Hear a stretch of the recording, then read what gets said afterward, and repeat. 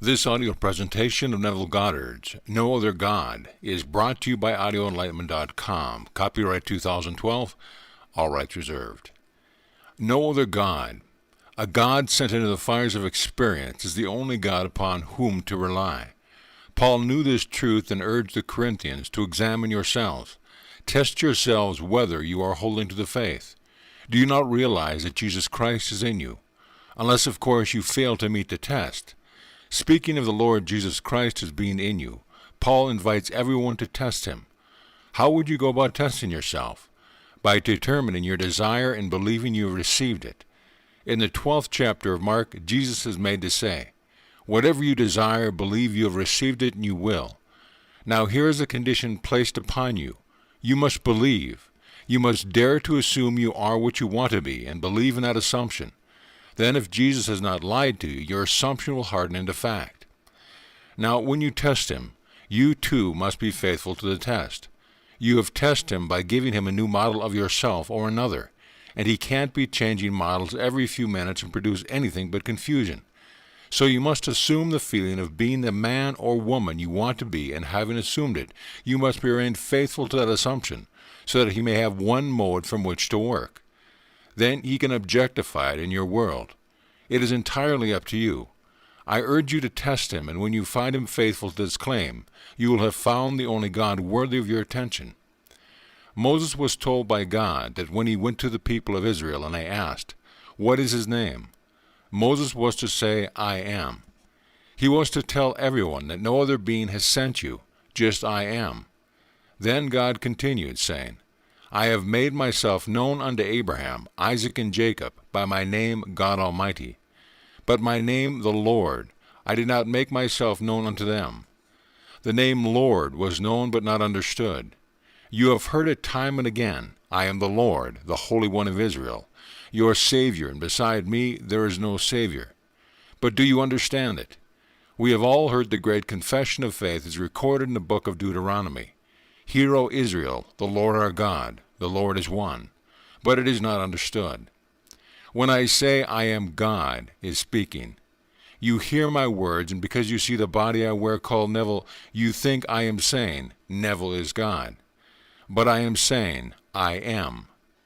I am unconditioned consciousness, believing myself to be man of a certain race and nature. But before I can say anything to complete a thought, my unconditioned I amness is God. Can you believe your I am is God? Can you believe it enough to trust him? Let me share an experience of a friend is here tonight. My friend wrote saying, "While sitting quietly waiting for your lecture to begin, I imagined hearing a certain voice saying the words I wanted him to say. I heard it, and as I rested in quiet acceptance, I saw a panel door and wondered what was behind it. Suddenly my curiosity was answered, for the door opened and out came a white pig. Does this have any significance?" It has tremendous significance. In the universal language of symbolism, a pig is a symbol of Jesus, the everlasting sustainer. The Lost Language of Symbolism by Bailey states, "The female pig symbolizes the sustainer.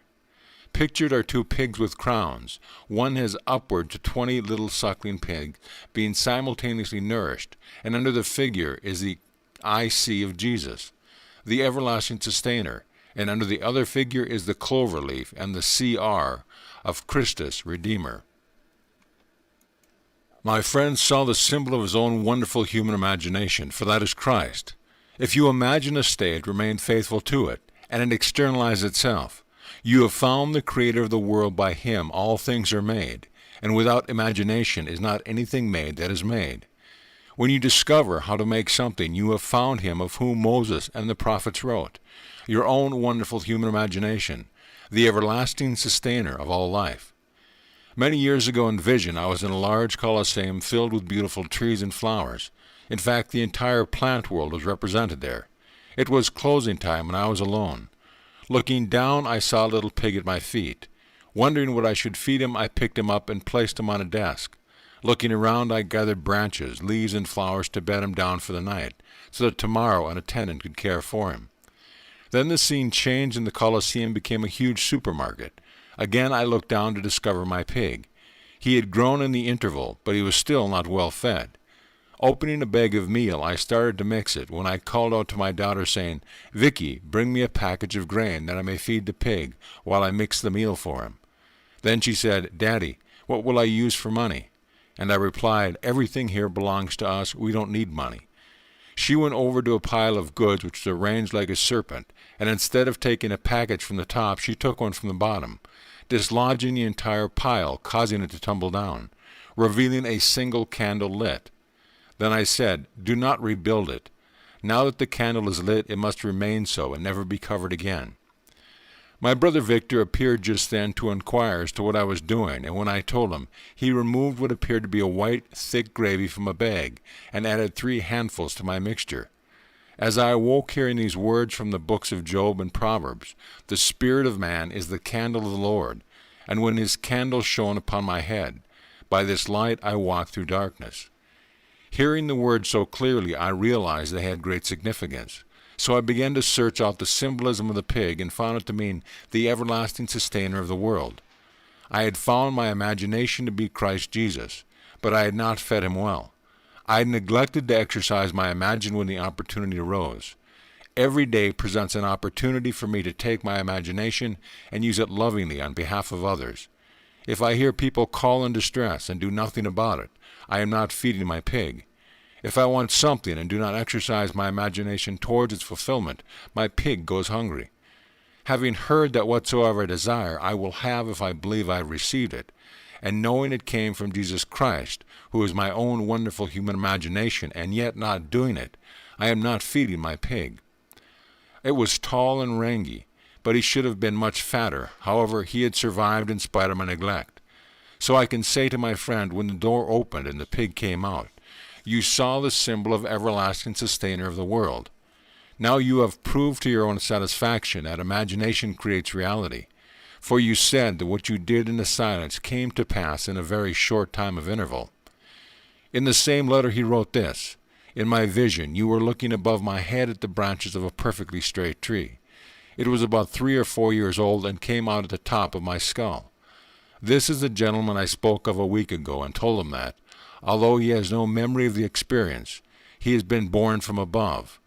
Now there is no doubt, for no one can have the tree of life growing out of his skull and not be born from above. If the tree is 4 years old, then he has not brought back the memory of any of the events. But if it is 3 years old, then he still has time and may bring back the vision of the dove. This is the tree spoken of in the 8th chapter of the book of Mark. When the eyes of the man who was born blind were open, he said, "I see men as trees walking." The tree of life, having turned down into generation, is turned around at the second birth, the birth from above. Unless you are born from above, you cannot in any wise enter the kingdom of God. Having gone down and given birth to generations, the tree is reversed, thereby giving birth to regeneration in an entirely different world. My friend emphasized the word straight in his letter. When Saul was blinded by the light, the vision came to Ananias telling him to go to the street called Straight, to the house of the Judas.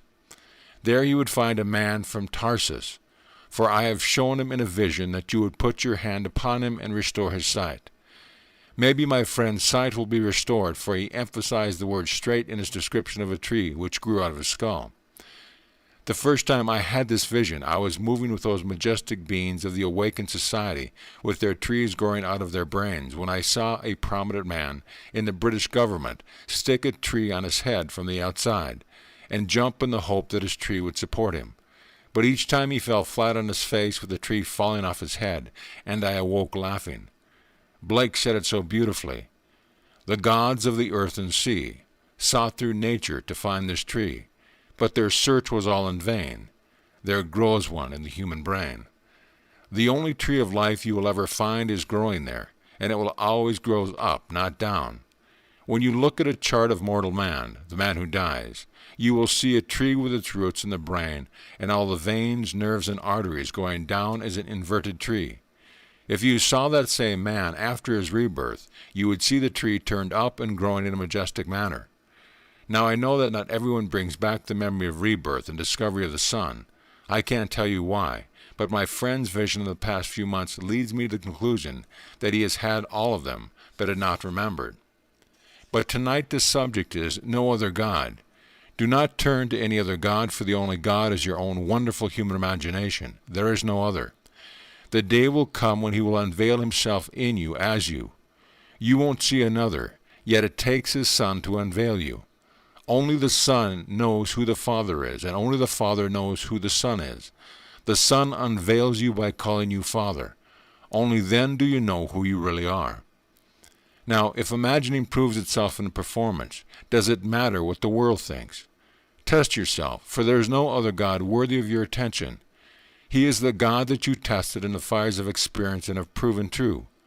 He always proves himself in the testing, and if he does that, what does it matter if the world rises in opposition and calls you insane for blaspheming? Let them say what they want to. It will not matter to you when you have found the only true God. Abraham called upon the name, the Lord, the everlasting God, which is a divine definition of Jehovah. The word Jehovah, translated Lord, is Yad-He-Vah-He, pronounced Yad-He-Vav-He, which means I am. And the word Olam, translated everlasting, eternity in the word, in the statement, God has put eternity, or Olam, into the mind of men, yet so that man cannot find out what God has done from the beginning to the end, also means a youth, a stripling, a young man. These terms are given to David as he stands before the king, who inquires after his father. When Saul asks his lieutenant, "Whose son is this youth?" the lieutenant replied, "As your soul liveth, O king, I cannot tell." Then he said, "Inquire whose son this stripling is, and no one knows." Then David brought the head of the giant Goliath to the king, who said, "Whose son are you, young man?" And David replied, "I am the son of your servant Jesse the Bethlehemite." The word Jesse means I am. That thought is put into the mind of man, yet so that man cannot find out that it is placed there until the end of the journey. You have carried this innate wisdom in your bosom throughout the centuries you have traveled on your journey from heaven to heaven. You didn't begin here in your mother's womb. You came out from yourself the Father, and entered this world of death to conquer it. And you will, in the end, unveil yourself to yourself by your Son, David of biblical fame. This is the story of Scripture. When Scripture fulfills itself in you and you tell it, do not be surprised if no one believes you. This has been true throughout the centuries. In the days of the earliest Christians, there was no New Testament, so when they spoke of Scripture, they referred only to the Old Testament. They had no plans to write a new one, but as the revelations were experienced, they looked to the Old Testament for their meaning. The New Testament interprets the Old. Without the Old, there would not be no. And the new without the old is stupid, for the new is the fulfillment of the old. When Jesus said, "I have come to fulfill Scripture," there was no New Testament. So the only Scripture he could fulfill was the Old Testament. He searches the Old Scripture to find the passages that parallel his experience. The pattern of salvation is contained in man, which is the fullness of time erupts like a tree bearing fruit. All of the things said of Jesus Christ were contained within the pattern. And when you break that shell, the first eruption is your birth from above. Then came the second, the third, and the fourth revelations, as the pattern fulfills itself within you. In the meantime, while you are here in the world of Caesar, take this challenge and test yourself. Do you want to be other than what you are? Do you want some friend to be other than what he is? Without his knowledge or consent, you can represent him to yourself as you would like him to be, and to the degree that you are self-persuaded he will become it. No power in the outer world can change him. Only through you, by actually becoming that which you have convinced yourself to be, will the change occur. There is no other way, because the world is yourself pushed out. There is only one God. Hear, O Israel, the Lord our God. The Lord is one, not two. That one is I am. I didn't say we are. I said I am. No matter who you see in the world, they only bear witness to what you are. So without their consent or knowledge, you, by the act of complete concentration, can listen to the sound of a voice, feel the touch of a hand, and see beauty for ashes, as you exercise your talent, which is Christ. Then one day you will see your pig, and I hope it will be good and fat. Mine was just a runt when I first saw him, but the pig grows with use. It is only a symbol, but the symbol of an everlasting sustainer of the world. So tonight, please believe me, there is no other God other than He who is your own wonderful human imagination. Turn to any other, and you have turned to a false god. Now make no graven image of God. I am has no face. Unnumbered artists have drawn pictures of what they conceive Jesus to be, but he has no face. He is simply I am. But he is a person, for you are a person, and he has a son. Calling himself the Father, he said, when you see me, you see the Father. Well, he can't be a father unless there is a child, and when his child calls you my Lord, he is saying, you are my father Jesse, which means I am. I am is looking at his son David, and when you recognize your son, you will say to yourself, now I know who I am. I am telling you that which is entirely new, and yet as old as the faith of Abraham. Man cannot believe it because he has been led astray by strange concepts as to who Jesus Christ really is.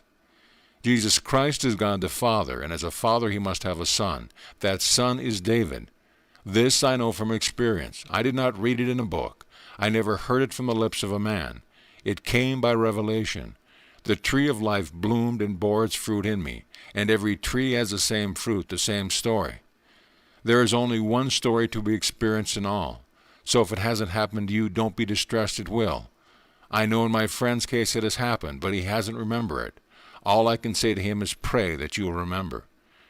Read the 9th chapter of the book of Acts carefully, and you will see that Paul did not realize what was happening to him. Yet he was selected because of his peculiar talents, to do what he did.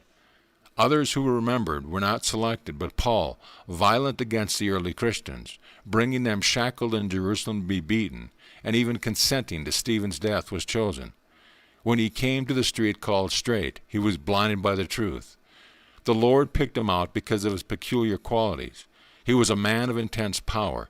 Everything he did was intensified.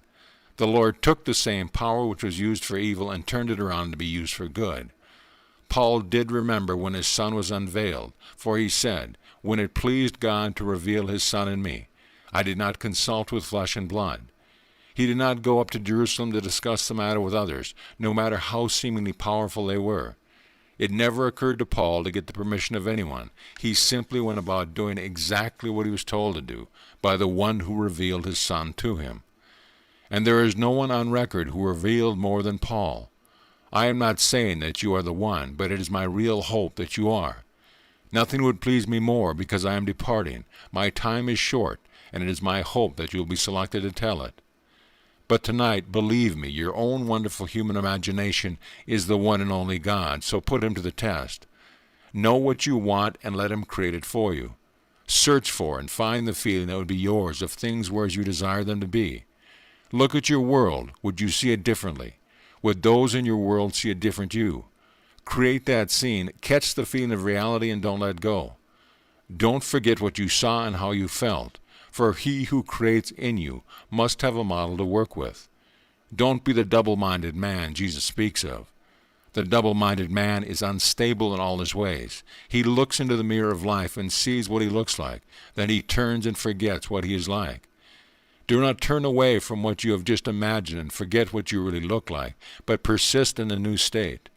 Remain faithful to it and let the one within you, who is Christ the Lord, externalize it. For you and he are one. I don't mean you and the Lord, but you are the Lord. There is only God in this world, and you will know one day that you are he. Now let us go into the silence.